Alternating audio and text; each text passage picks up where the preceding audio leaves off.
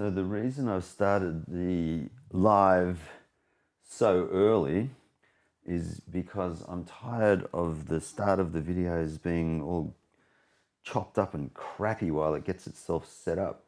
So don't get me wrong, I love this, the Rodecaster video from Rode. The only thing that I find disruptive about this is that initial setup, and I don't know whether that's from the camera. Sorry, I don't know if this is from the Rodecaster or the internet getting set up, or I don't know what it is, but I just noticed that when I start the live streams, what's happening is there's this, I don't know, 30 seconds, I don't know, between 0 and 30 seconds of establishing the sound so that the sound is actually not disrupted, if that's the right word to use. Yeah, it annoys me because the first little while, everything is, all chopped up in terms of the sound. So it could be this getting set up, or it could be the internet getting synced up. I don't really know, but yeah, that's what's happening. So I'm giving myself a couple of minutes to just get that all sorted. I got a few things to set up in the background as well while we're doing that. So bear with me while we get all of this set up. I'm trying to get Ableton live going in the background as well. It's not starting. What happened there? Oh, there we go. It's finally there. Okie dokie. So now we've got sound, we've got everything going as it should, and we've got a timer going. So that timer is going to let us know when I'm going to be satisfied that the audio is all working as it should be, and then we can start going live proper. I've got to set up this thing as well while we're at it. So let's do this.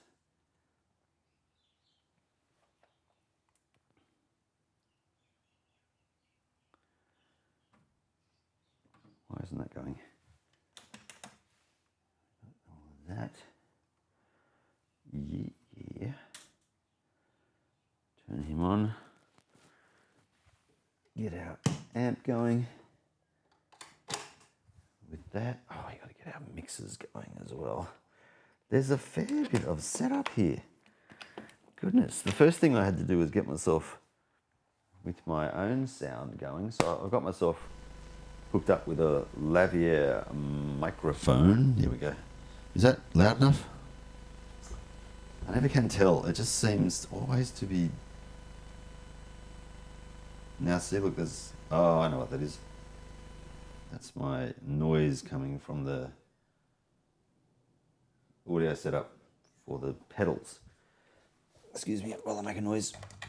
Sorry. There we go. Oh, this. I need a bit of power. I need a bit of power here too. Goodness, there's a whole lot of little things that need to get set up here. That's really fascinating. Okay, so hopefully there's not a whole lot of background annoying noise. We're almost out of time for setup, that is. I want to just check to see what the sound's like in the background. There's my timer.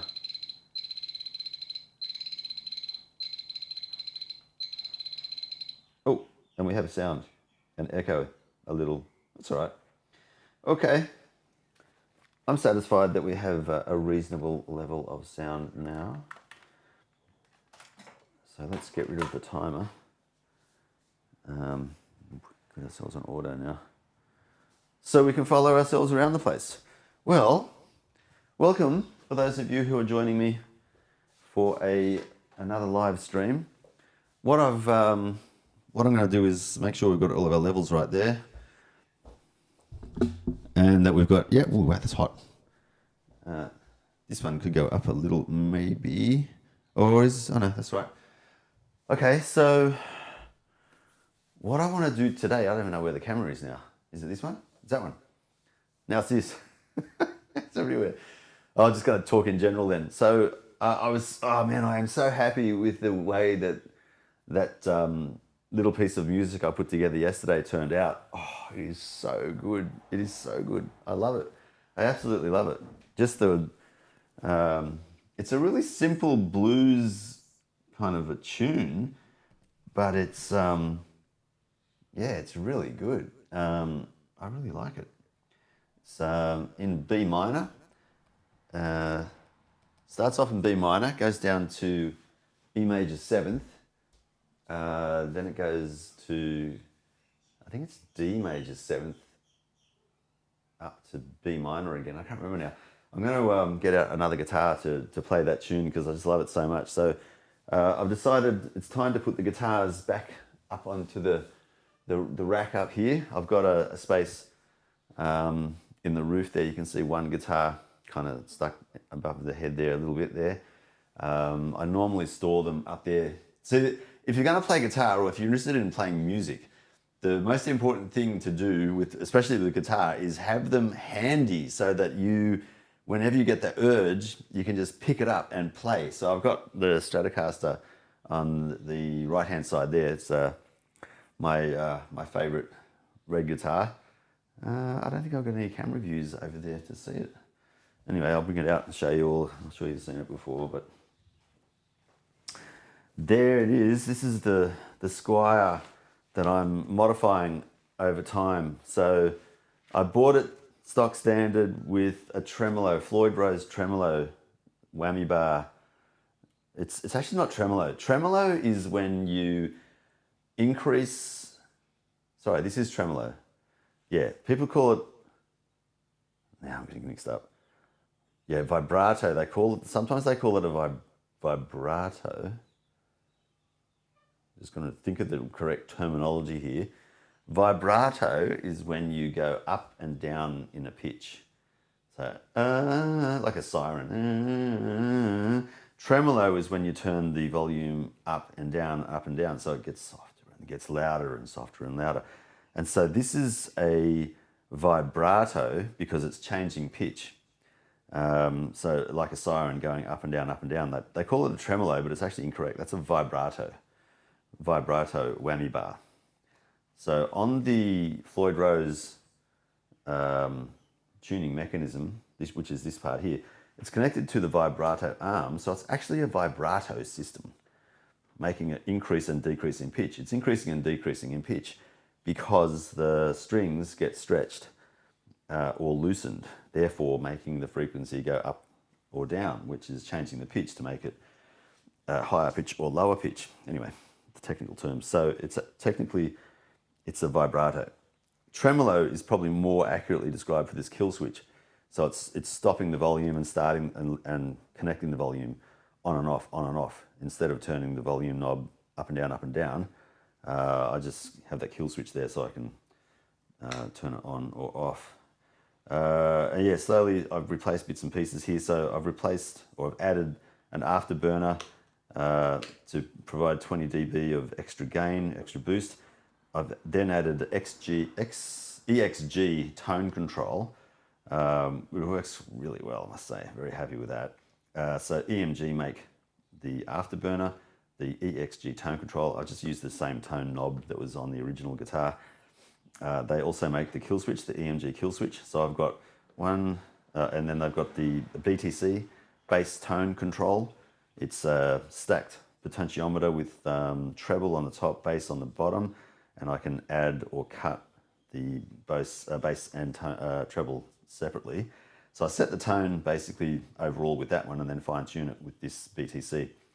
So I've got the stock standard volume control that came with the guitar here for the master volume, and then I can add or subtract, not subtract, but add 20 dB gain to it if I want to boost it. Change the tone with the tone switch and then the BTC, the EXG and the BTC together, providing tone, 2 controls, or 3 controls there really, and then a kill switch. So I've got 1, 2, 3, 4 EMG circuits in there, and the selector for the bridge, neck, and middle humbuckers. And I've added that 9-volt battery to power all that circuitry there. What I've done also is I've got steel wool, the quadruple 0, so 4 naught steel wool, and kind of brushed back the polyester coating on the back of the neck here to make it more satin finish as opposed to gloss. The gloss was kind of grabbing my hand, whereas the satin finish kind of just lets it glide over. It's such a fine grain of steel wool that it won't damage the actual varnish. So you can put that you can kind of bring that varnish back again to make it gloss if you polish it up. But with the steel wool, quadruple 0 steel wool, it just roughs it up enough to make it not as glossy and a little bit more satin finish, so it glides through the hand a bit better. The guitar is pretty good in the setup. It's a Squire, but like the frets, sometimes the frets poke around along the edges and catch your skin and fingers and stop you from moving smoothly. This neck is really nice. It's it could do with maybe a little bit more filing down on the top here, where the frets kind of catch, but they're not really annoying. So yeah, it's a really good setup. I really like the sound of the guitar and the look of it, everything. So I'm going to use a different guitar today because I wanted to practice that blues tune that I put together. So we're gonna put that up here, so it's in the ceiling, easy to get to. I'm going to leave the strap on it because I've got straps now for pretty much all the guitars. I don't think you can see the neck up there. I'm going to adjust the ISO on this camera too. This one gets a bit dark, I've noticed, so we'll knock it up a bit. Like that. It should be a bit brighter. There we go, because we've got too much darkness happening in the Schack. Yes, that's a really nice setup now. It was reasonably expensive guitar, $449 from memory, back about in 2018 or so I bought it. But now that I've added stuff to it and refined it just the way I like it, in my mind, it's kind of priceless to me now. I'm not ever selling it. I'm not ever trading it in or anything. That's my guitar forever. It's totally modified. One other guitar I want to show you here is the bass. So I used to, when I was playing guitar in church back in the late 90s, mid to late 90s, we needed a bass player, and yeah, we were kind of desperately looking for someone to be a bass player, and we couldn't find anyone willing to do it. So I went out and bought one. I bought a bass, and this is the bass I bought. It's called the Bass Collections from Mariner. I did a bit of research on this. These have got a really good reputation. They're like a no-name bass guitar made out of Japan. And yeah, it's just a really well put together. And again, the neck is fantastic. I can't feel any frets at all. It is a kind of a gloss back, but for some reason, my hand doesn't grab as much. It's got really good tuners on it. These are the original strings from the 90s. I haven't changed the strings at all. Let's plug it in and see what it sounds like. Yeah, so I've not changed anything. Why can't I hear? Is that down? Oh, what have I done? Why isn't it working? Oh, there, it's working that way. Huh. Oh, that makes sense. Yeah, because I got it plugged into this. So there's for some reason, when I plug in the guitar signal, it's picking up a whole lot of noise. I don't know where from. And this cable is probably the culprit. I've had to do a bit of work on it, and it's causing me some problems, I've got to tell you. What I'll do, I'll just see if we can, yeah, I think this one, I can feel it going in and out, or hear it going in and out when I move it. Damn it, I thought it was a good quality cable too. Anyway, let's plug that in there. And this is what the bass sounds like. Yeah. Oh. It's probably, hear that wobbling.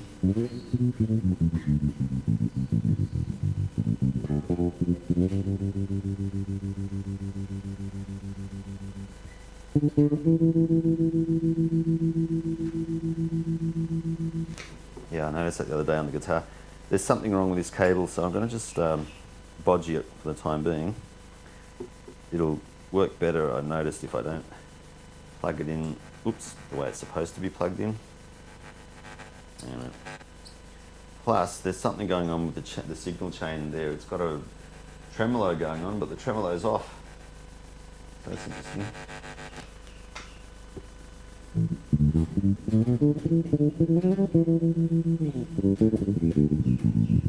And I haven't tuned it or anything. Like, it just stays in tune. It sounds, I've got it plugged in as a guitar input on the mixer. That's why it sounds a bit funny. It sounds a bit funky, but this bass, I just love it. I just love it. That's what I'm trying to say. I love it. So yeah, there's our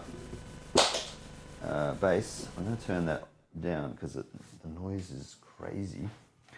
So I've got to find out why it's so noisy in that signal chain for the guitar. We're going to put that up here. Bass will go up there. The only problem with doing this is they do collect a lot of dust when I do this. So, but I figure, like I said before, if you want to play guitar and you want to be improving on playing guitar, then you've got to have them so that they're easily picked up so you can play them. Now that bass, I paid $550 for that bass back in the I think it was actually early 90s. I think it was 1991. So what I'm trying to say is you could try and rob this place, but you're not going to make a lot of money. All my gear is cheap, but I love it. I don't like the idea of spending lots of money on expensive equipment. So this one here, oh, these are great. This is ESP LTD EC256. It's a Les Paul copy. I'm going to have to listen to this one as well. This one should sound a little bit better. I put new strings on this, so it could be that it's out of tune, but we'll see.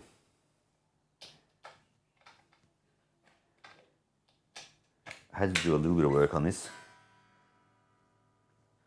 Oh, you've got to turn this up too.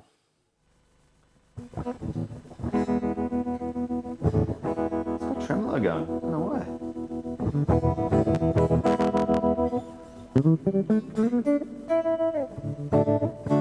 God, it's still in tune.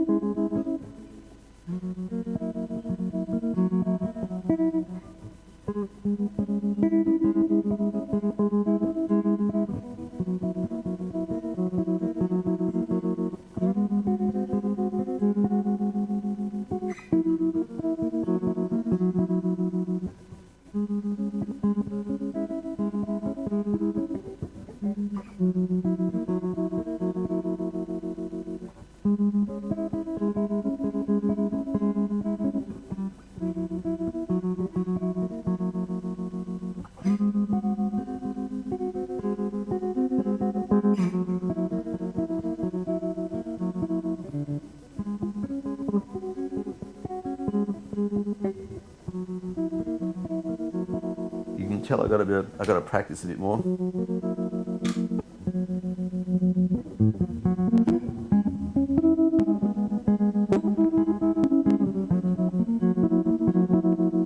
I like the tremolo. I don't know why it's there though.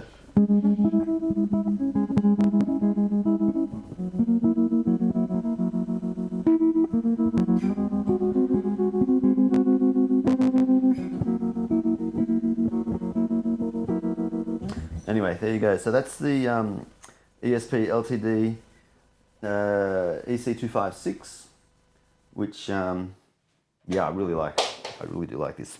It's a great guitar. I haven't played this maybe in, I don't know, 3-4 weeks, and it's still in tune. I love it.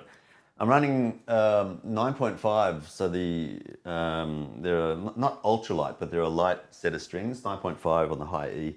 I think it's 34 on the low E. So that's a nice little Les Paul copy that'll go up there.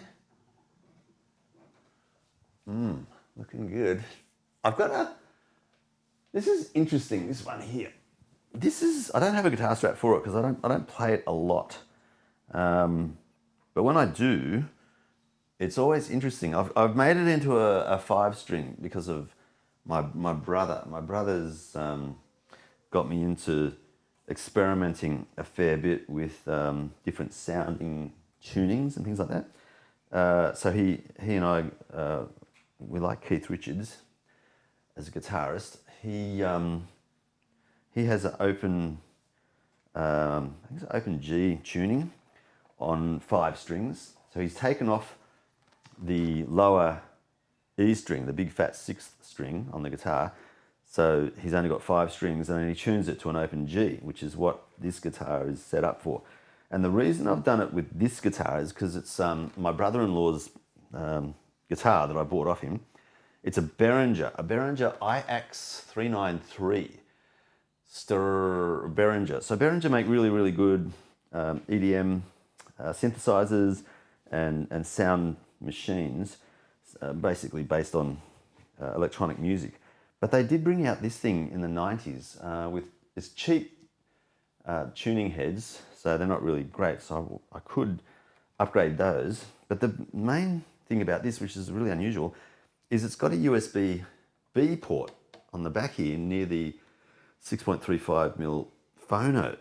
So in theory, I can plug this into some kind of a MIDI interface or some kind of computer to then make music through the USB port. I've hooked it up once, and the latency for USB to computer comms was just terrible.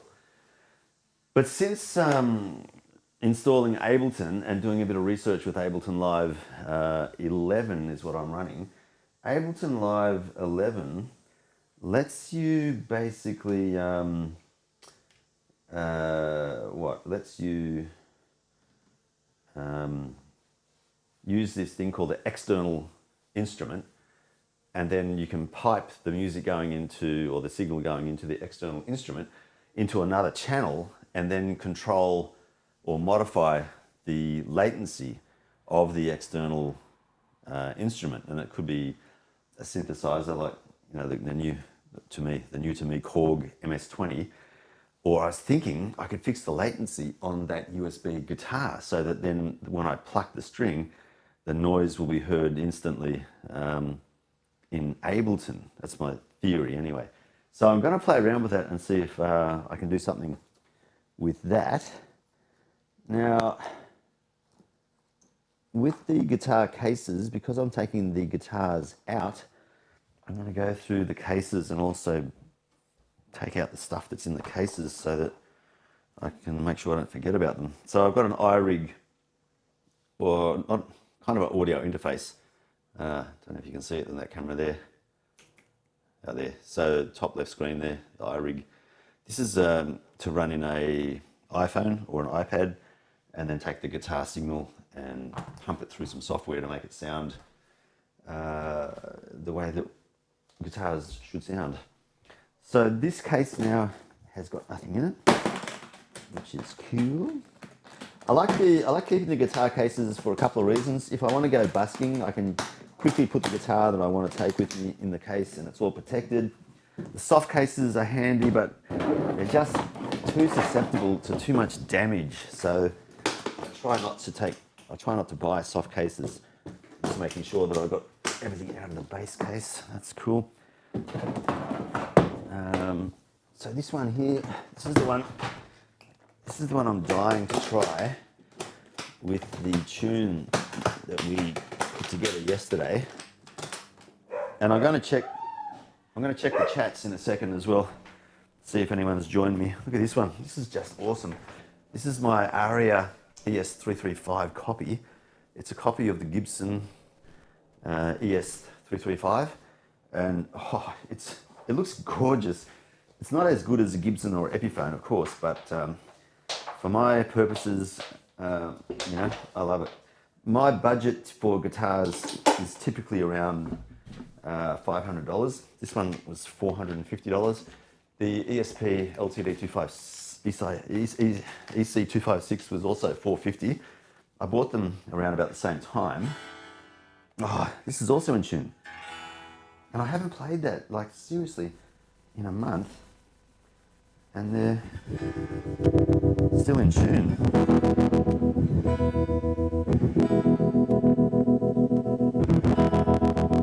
Oh, I don't know why the tremolo's there. I'll look at that in a sec, but it's sounding all right the way it is anyway. So,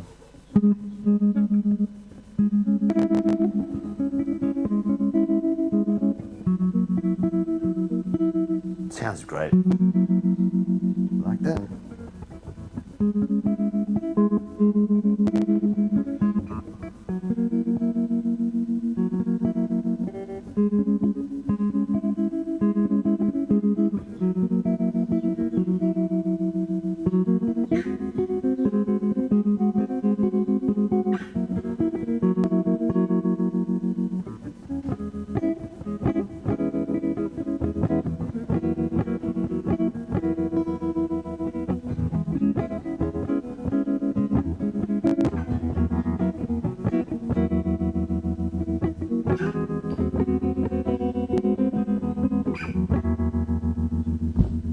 Alright, it's not very loud.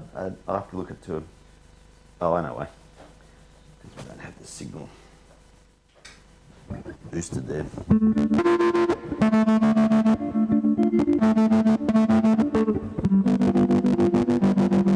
It's probably too loud now.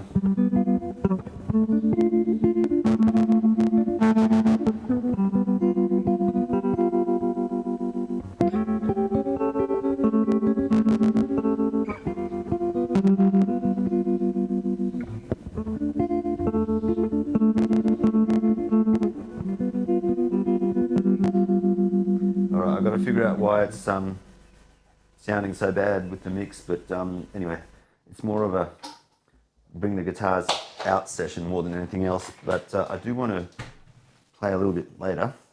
So yeah, this is turning into a favourite as well. Oh, I've had to, one thing before I put it away, I have had to do a bit of repairs on the frets on this one. The neck itself is pretty straight, but I'm pretty sure I had to do something with the frets to fix them up. A bit loud, sorry guys.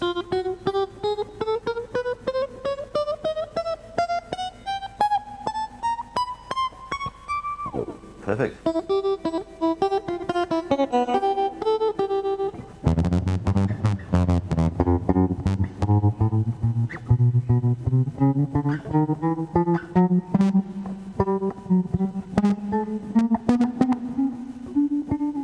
Yeah, it's good. So I had to do some fretwork down along this way, but it sounds good. It wasn't playing some of the notes. But perfect now.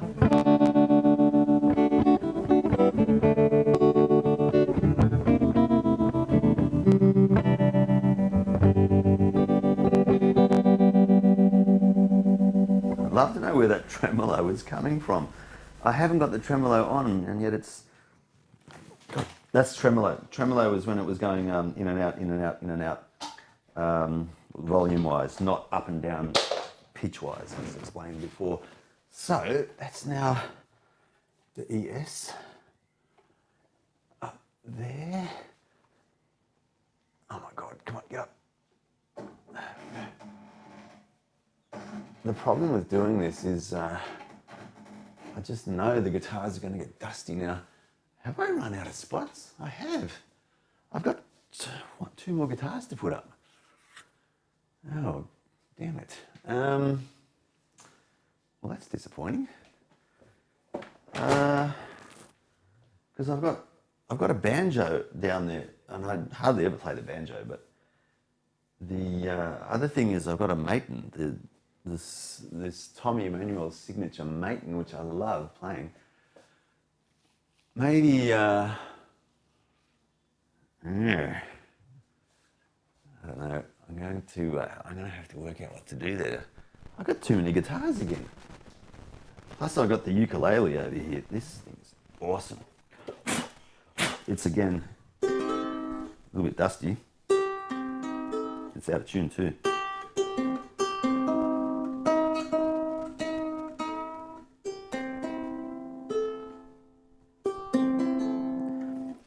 It's also got cobwebs on it. It's been so long since I've played this.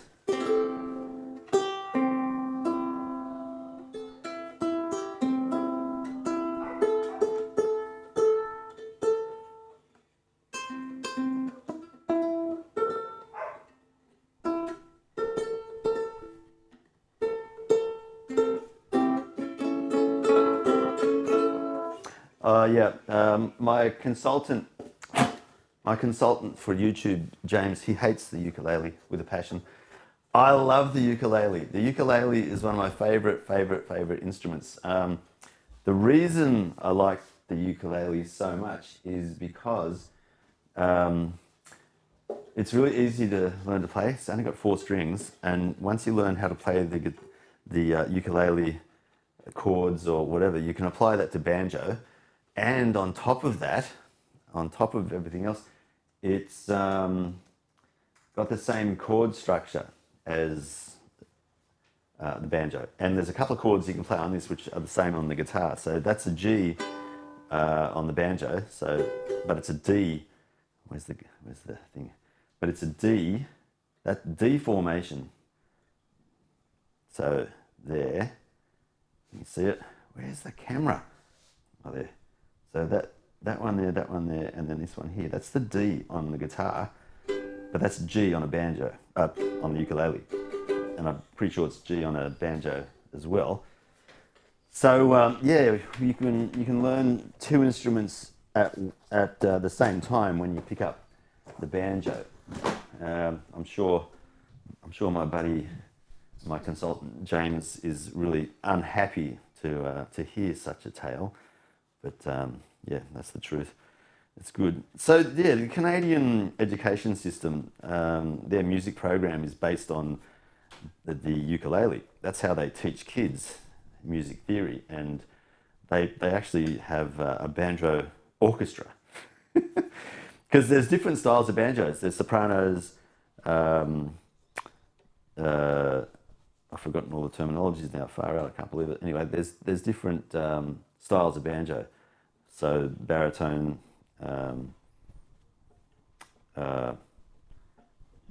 same as the saxophone. I've forgotten. God. Anyway, so they can teach people, kids, how music works using an instrument which has only got 4 strings. So in theory, easier to learn, easier to master, more fun, portable, doesn't take any power, and is really very versatile. This one has got a built-in preamp, so it's a semi-acoustic with treble, bass, and volume, and it sounds really good. I just love the sound of it. Love the sound of the ukulele. Okay, so I'm not going to be able to hang up those other guitars, but I can. This is what I can do. I've got a stand. I've got 2 stands. I can put them on stands. Now, let's see. See, it pays to have a little bit of a break before you commit yourself to, no, I can't do it. Because there's always a way to get things done. Right, that one will stay down there. So this guitar, this is a really, really good guitar. I don't think I deserve this guitar, to be honest. This is a Maton. It's based off a TE808, I think. Australian made, and it's a Tommy Emmanuel signature guitar. So Tommy Emmanuel has had a say in the design of this and what goes in it and what it's made of and how it's set up, etc. So in case you didn't know, Tommy Emmanuel is an Australian guitarist.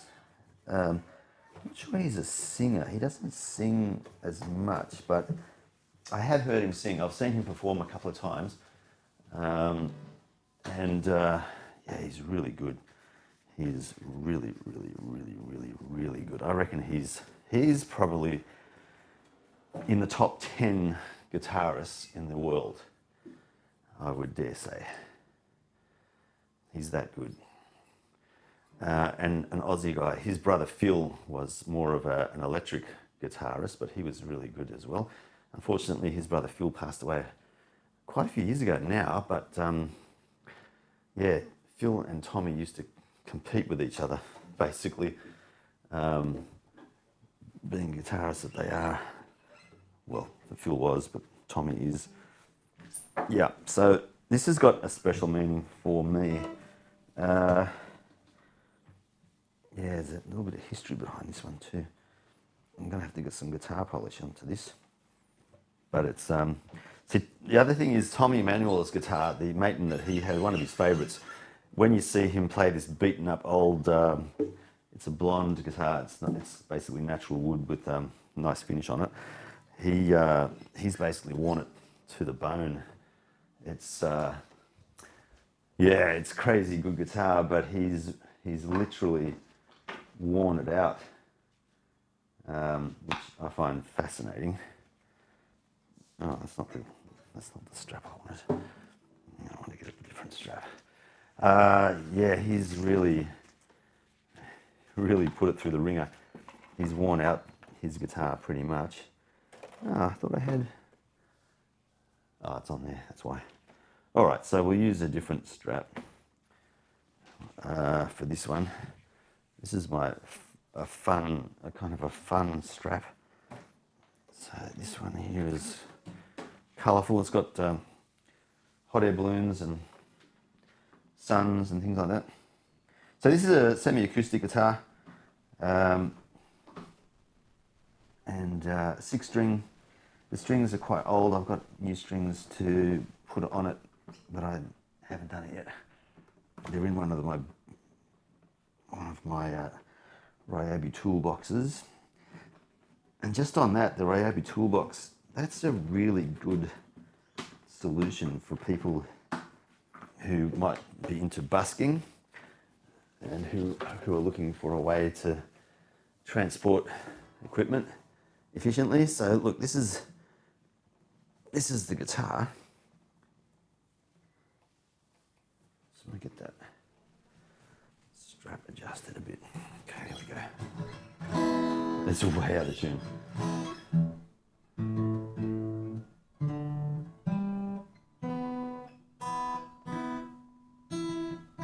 Is it out of tune? It is out of tune, but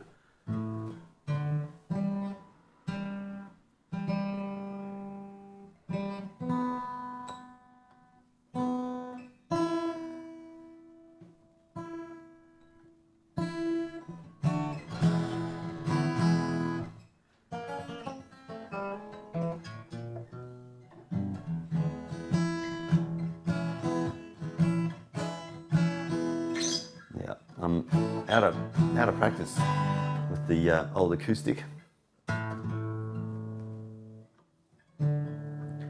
It's not been used in well over a year, So it's not too bad.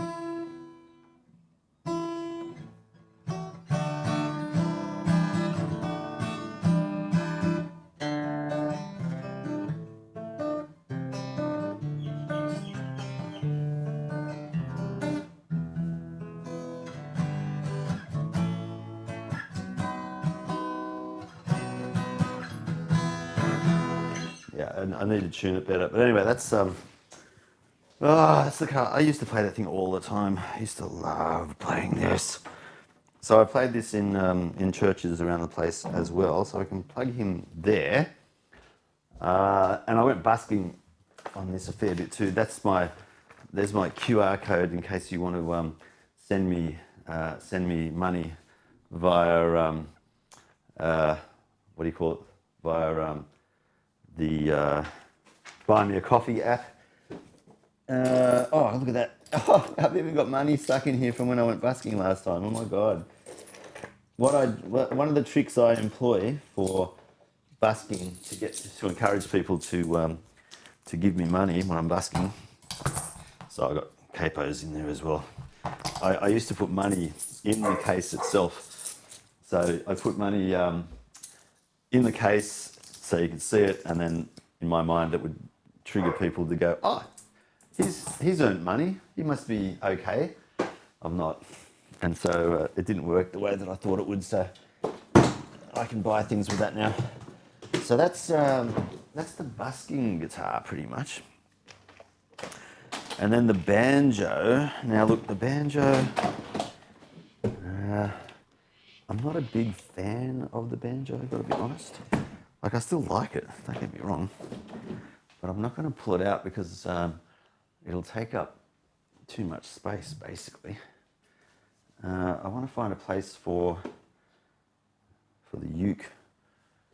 I'm going to leave it here for the time being, but I want to have it hung up so that I can enjoy seeing it as well.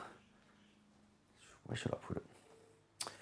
I do have a stand, so I'll plop it up here. I bought a stand off Amazon. Where are we? Can we see it? This is the stand I bought off Amazon. Look at that. It packs up into this little thing. It's pretty good. It looks like a bit of a ray gun type of a setup. I think it was $18. So it just kind of pulls out into a V-shaped thing, and then pops. These pop down like that. Yeah, so it kind of folds up into nothing. So that can stay up here. I can move my leads down there. And I can rest the uke on top of the amp. Not very securely. Not very securely at all. However, that'll do nicely. There it is. So now we've got a ukulele on display, which you can't see. All right, I'm going to check to see if there's any comments. Anyone wants to say anything to me? Let's have a look. We've got one concurrent viewer who's just left. We're not receiving enough video to maintain smooth streaming. And then now it's saying excellent. Okay, so we're good. That's weird. Oh, something's gone wrong. Or is that... Wow, it's actually displaying something on screen from 44 minutes ago. Does that... that's so weird. Does that mean it's still catching up? It means we've got problems with the stream. That's weird. Let me just see. I've got... Oh, that's weird. 30 days. What's today? 24th. It's telling me my internet usage has just been renewed on my Wi-Fi router, but it's not the end of the month, so I don't understand that. Anyway, okay, so there you go. Something's wrong with the stream, but I don't know exactly what it is. Now, let's see I want to fix up this. Oh, the reason tremolo's going because I didn't notice the red light was on for the tremolo, so it actually was always using tremolo. Hang on, there's something wrong with my microphone. Let me fix that up. Sorry about this. Oh, we get a bit of noise. That should be it now. All right, see how we go there. Cool. All right, so I just want to quickly fix up the levels, first of all, for that ES335 to plug in. So something was wrong with that. It was it's raining too. It was way too noisy. Let's try that out one more time. And of course, one of the reasons I wanted to redo the recording yesterday was because the dog was barking while I was recording. And guess what? Dog's barking again. So annoying.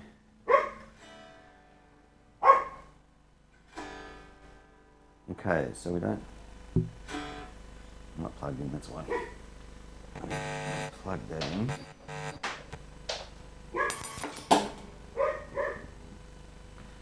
I'll go this way.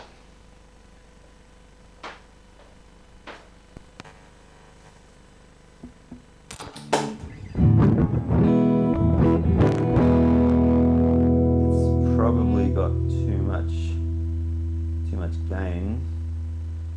It's weird, the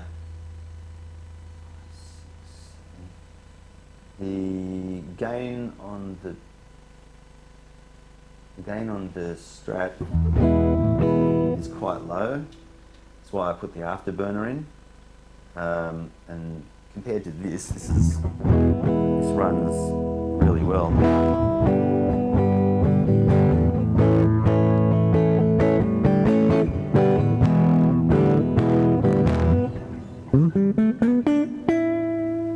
I love the tone of this, I've got to say.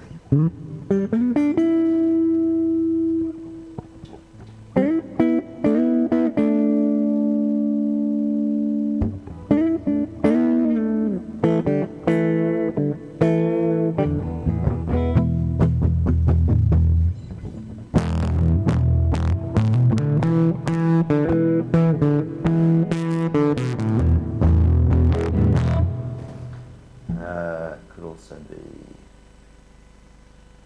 rather high.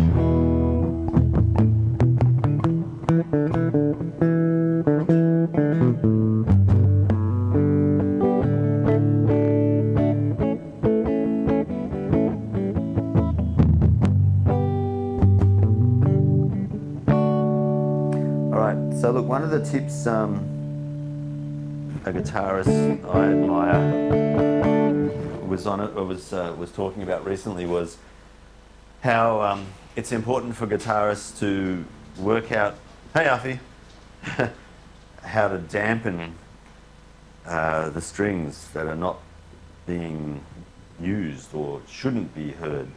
And that's something which, as a self-taught guitarist, I have neglected in a big way. So I'm trying to catch up with that now. A couple of things I'm doing, putting a lot of effort into of late, is to work out how to use each individual finger like a robot for each individual string. So what I've done is I've worked out in my mind, I'm going to allocate the bass strings to the thumb, those three, E, A, D, and I want to be able to get a sound equally strong and clear going down and up. And I'm still working on that. And the same thing with the fingers on my right hand to control the strings G, B and E, the high strings, individually. See, I still struggle with it. I'm very slow with it. So rather than use a pick, I'm not going to use a pick. I don't want to use a pick. I want to use my fingers so that I have, like a robot, I have more control over how I'm executing notes. So with the pick, you can do a couple of techniques with a pick where you hold the pick in between your thumb and your finger and then pick off the strings and then use your 3 free fingers to then pick strings individually. But I find, I don't know, that just seems to me to be a massive compromise. I'd rather, if I were going to be someone who was like I said, like a robot playing a guitar, I would want to have 6 fingers, ideally, and have 1 finger for each string. But I've only got 5 fingers, so I'm going to have to double up somewhere. So I figure I might as well double up or treble up the bass strings with 1 finger, the thumb, and then use the 3 remaining with the 3 remaining fingers I've got most control over, which is the ring finger, middle finger, and the index finger. The pinky I'm using more and more for the kill switch on the Strat, so that I rest my pinky on the kill switch and I can activate that whenever I want to. So then the other 3 fingers are just devoted to those 3 strings. And again, I want to be able to go up and down on each one. I'm getting there, but it's so slow, and I can't control my ring finger independently of my pinky yet. So they move in unison, or I've got to hold the pinky up in a funny way so it's off the kill switch. So I'm still working on that. The next thing, that's number 1, is controlling the fingers for the strings that I've allocated to each. That's one thing I'm working on. And the other thing is what I mentioned before about,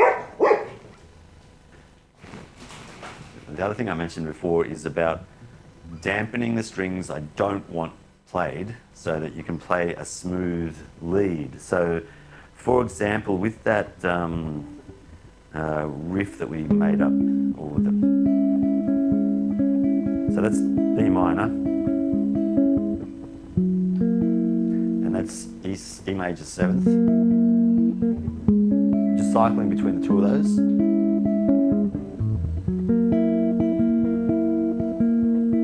And you can tell there I'm actually not doing what I said I would. I want to try and remember to use my thumb for those 2 bass strings. So I'm playing the A and the D string, and then using my index finger on the G string. Likewise, and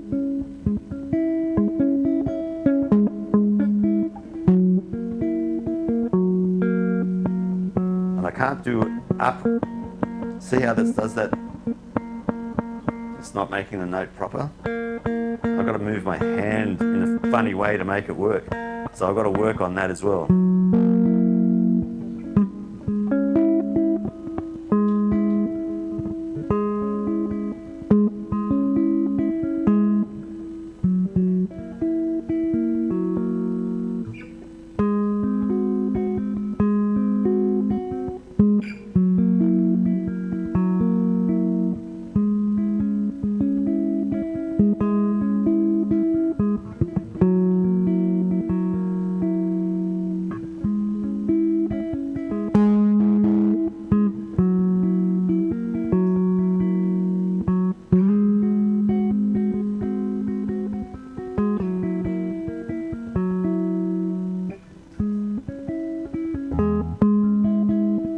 So what I've got to do there, hear that E string that I hit then by accident?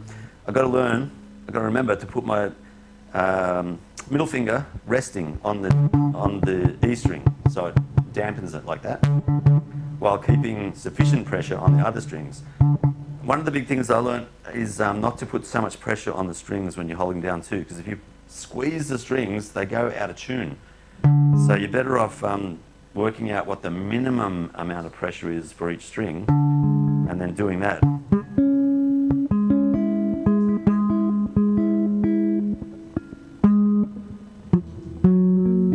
And I can rest my thumb. See, I could play D major 7th like that, and then put my index finger there. Then it means I've got to. Actually, that could work. For the B minor. Yeah, you see. So it's relearning.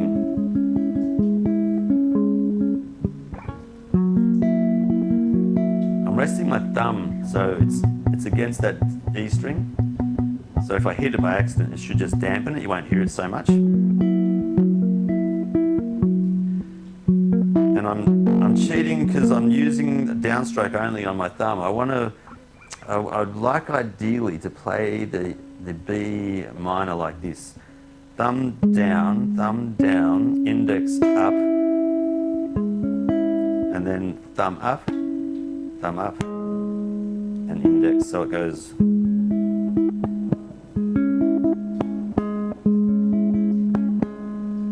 And then changing it to the D major 7th or E major 7th. But I can't get that note the way I'd like it just yet. Just practice, so I'm going to keep practicing that. Work out where to put my wrist and my finger.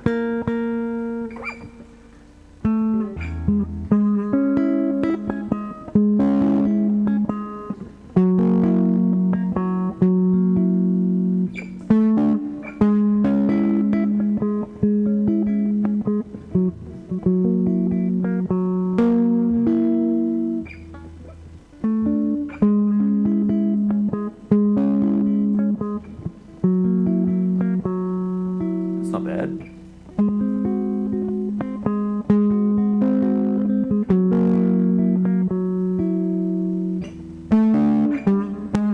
Helps if I play in the right key.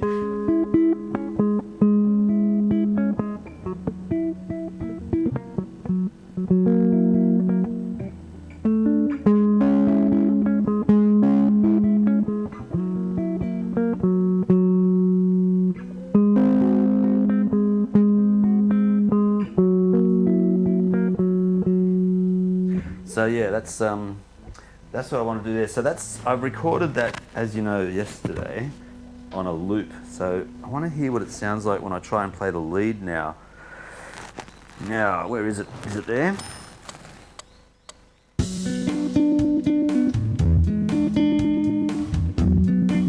Oh boy, something's wrong.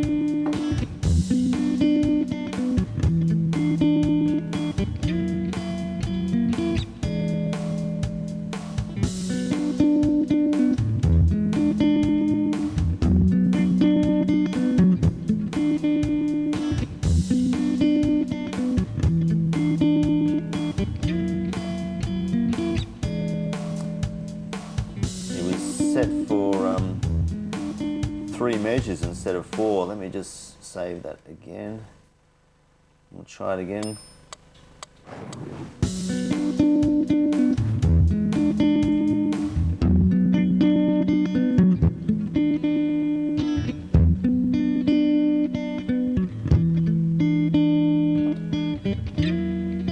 It was also extremely fast, 120 beats per second. I want it to be 90, so it's going to be a bit slow here. I've asked it to stop. It's stopping, there we go. It's going to save that into that setting now, and now we should be right.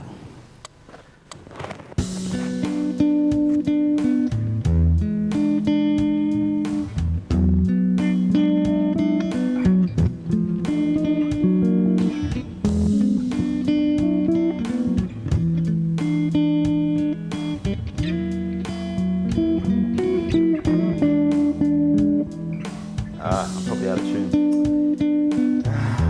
Dang. Sorry, I've been disorganized today. Let's play that in the background while I tune this.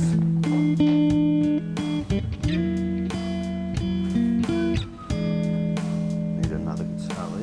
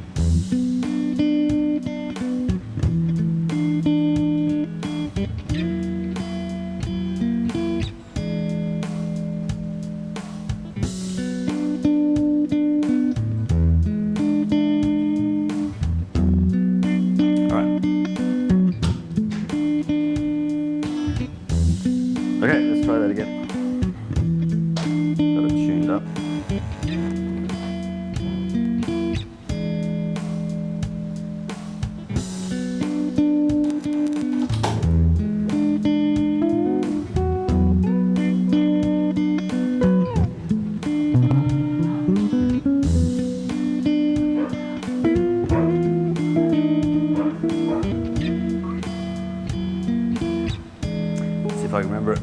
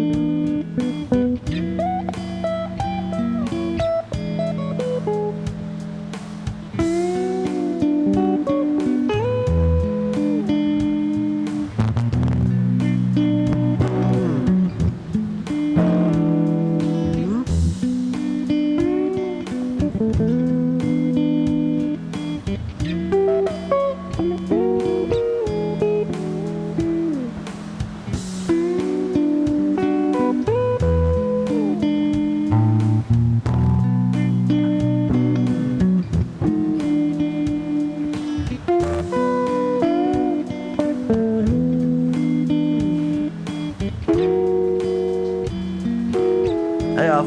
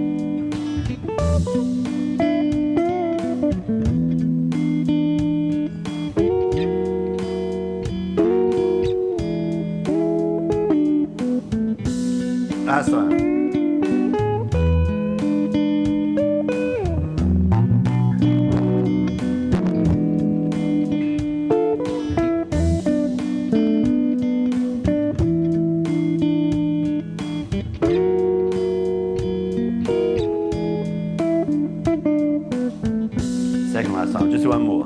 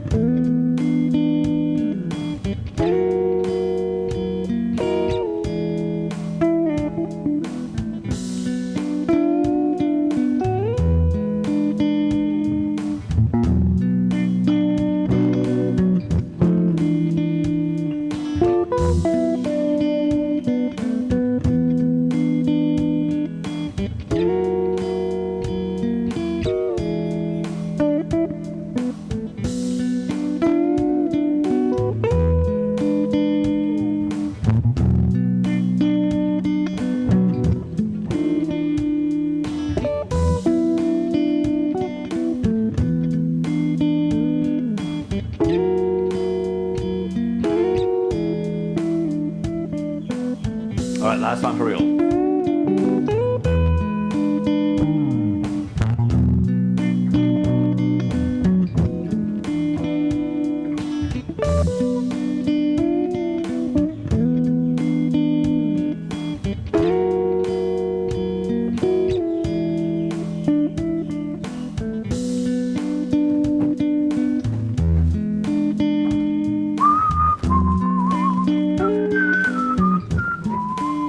I just love that tune so much.